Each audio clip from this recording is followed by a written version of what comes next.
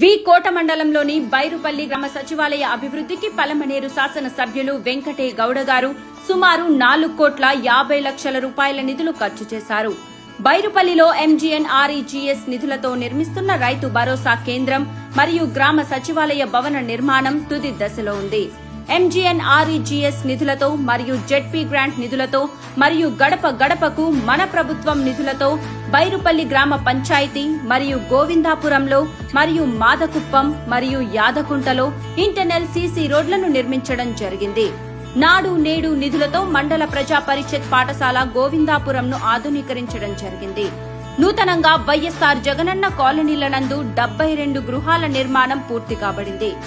గ్రామ ప్రజల సంక్షేమమే ధ్యేయంగా ఈ 5 ఏళ్లు పనిచేసి పేద ప్రజలకు ఆసరాగా వారి గుండెల్లో నిలిచిన మన వెంకటే గౌడన్న గారిని మనం మళ్లీ గెలిపించుకుందాం. ఇంకా మన గ్రామ అభివృద్ధిని సాధించుకుందాం. ఫ్యాన్ గుర్తుకే ఓటు వేద్దాం. పలమనేరు ఎమ్మెల్యేగా వెంకటే గౌడన్నని గెలిపిద్దాం.